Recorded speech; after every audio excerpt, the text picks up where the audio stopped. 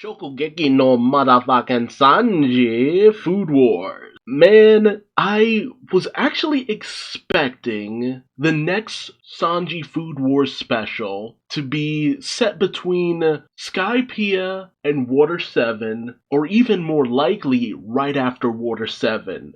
Like Sanji first cooking aboard the Sunny, and them just encountering someone along the way. Or even possibly right before Saboti. But I really was expecting something involving Robin, a little bit more than what we even see in this chapter. But no, it's during the 2-year time skip, while Sanji was running away from all the newcomers in the Kamabaka Kingdom. And something that I've kind of started to realize is that Yuto Tsukuda is actually adapting things more from the anime rather than the manga, as Sanji has been running around trying to earn the 99 vital recipes, which I think was a part of the manga too. But there's reference made to the temporary queen of the Kamabaka Kingdom, Caroline, which I know for a fact was an anime-only character. So that tells me that there is some sprinkling in of the anime. I have to wonder if that was something that Oda approved, or it is simply something that Tsukuda decided, since maybe it was easier to reference the anime rather than the manga. But this isn't the worst place to go, as I felt like if the series kept going at the pace it was, that eventually we would get here one way or another. As Sanji is running around trying to escape the newcomer, with Emporio Ivankov honestly kind of serving as a bit of an ally to Sanji to a certain degree, just kind of giving him advice from time to time. Although it could also be taken as Eva just kind of criticizing him in certain places. But with all the running that Sanji has been doing, it was only a matter of time before he eventually started to get hungry. And if he wants the 99 vital recipes for the attack cuisine, he's going to need some nutrients himself. But of course, the various newcomer are guarding the pantry and the kitchen as well. So it's not going to be easy for Sanji to actually get some food. Not to mention, if you remember back to Jaya, Sanji's not great with creepy crawlies, as he mostly has been escaping into the forest, which is very much filled with bugs. I honestly kind of relate to Sanji to a certain degree, but I gotta say, I love the way Sanji is drawn when he just takes off his shirt and all he's in is in a tank top and his regular pants, and he just roughs it. He creates some really fine dishes just out in the wilderness. And I gotta say, kudos to this manga and the writer just creating dishes that look absolutely delicious, like fabulously delicious, like mouth-watering. But there's also a highlight on nutrition, what you need to make a good, properly balanced meal. Why just having certain things without something else to complement it can actually have some adverse effects towards your diet and your physicality as well. It's really a fascinating insight. And I gotta say, it's really weird having Eva just knowing this much about food in general, because when Eva was first encountered by Luffy in Impel Down, they didn't strike me as someone who focused on the importance of cooking and nutrition. But the moment they hit the Kamabaka Kingdom, it was all about good cooking and nutrition and all that good stuff.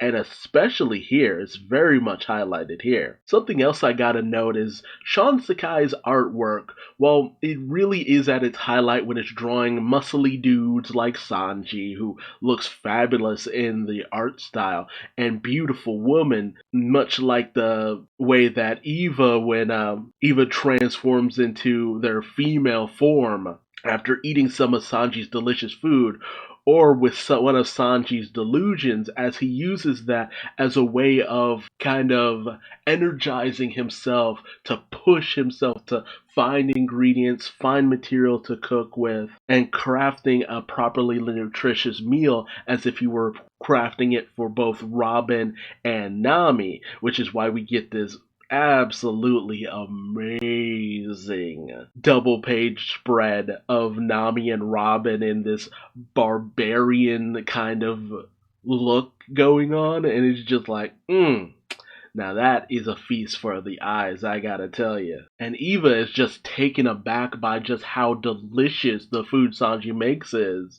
as he even went out of his way to make some food for Eva as well. And I'm just like, dang, Sanji. Just even caught up in his delusion, he still was willing to look out for someone who kind of was taunting him most of his time on the Kamabaka Kingdom Island. And so when the new Kama managed to catch up with Sanji, thinking that he might be a little bit weak, his movements are even more fluid than they were before. And that really is the highlight of Sanji's time in the Kamabaka Kingdom. Yes, the recipes that he gained really were good for making sure the crew remains at their peak condition.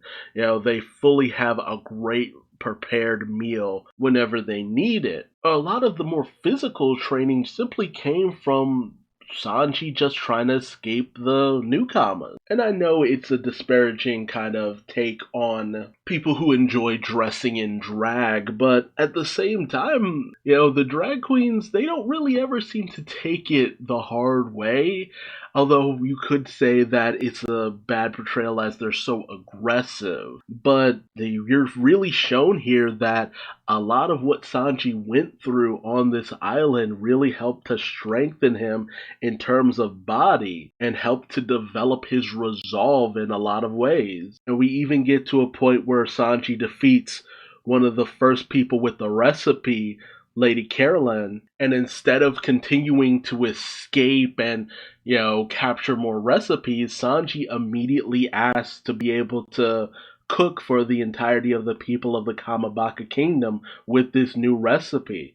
And so he immediately gets to work, immediately gets to cooking a sea pork offal soup, which again looks fabulously delicious. And all of the newcomer absolutely delight in the taste, the flavor, and the texture of the soup, to the point where they start to kind of crush on Sanji fully. And despite the honestly somewhat questionable portrayal of Sanji's relationship with the newcomer, he cooks for them as though they were just people. Like, Sanji shows no discrimination when it comes to cooking for someone.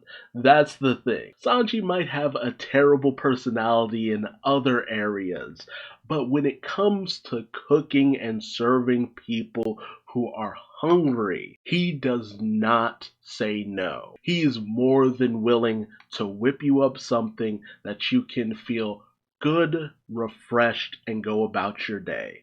And that really is the kinder side of Sanji, the truer side of Sanji. Because when someone's enjoying his cooking, he has a smile that is as full as people's bellies after the experience. Something that Eva really is taken aback by and really kind of takes pride in the person that Sanji is on a deeper level.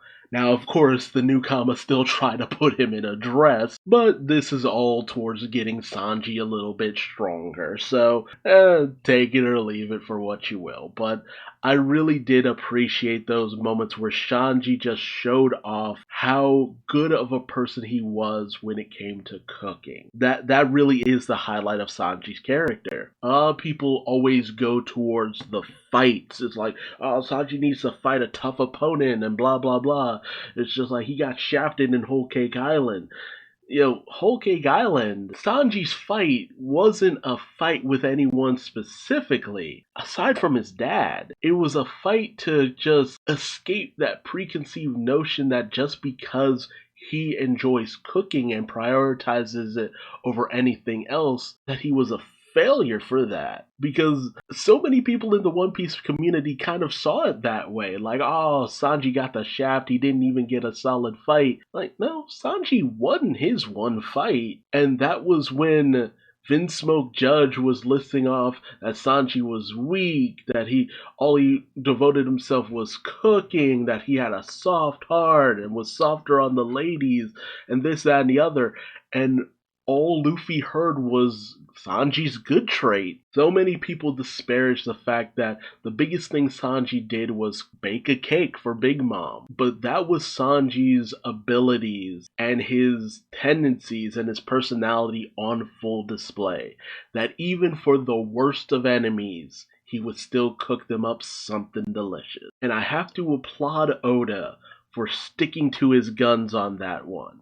Something that I've also done with Horikoshi as well. These people, could so easily give in to what the fans clamor for. It's just like, oh, we need to see those fights, that action, that grittiness, and all that time and time again. But they've had this direction for these characters that they've stuck with no matter what. Always keeping these characters true to the vision that the authors have had. And to do that instead of going down the easier route of just matching them up with an opponent, instead choosing to keep their characters consistent but grow in more subtle ways. I have to applaud that. Do I always agree with it? Not quite. I feel like you could have your cake and eat it too in a lot of places, but I can't disparage them for going down that route. So when we get stuff like this that is all about Sanji and his cooking abilities, hell yeah, I am fully on board.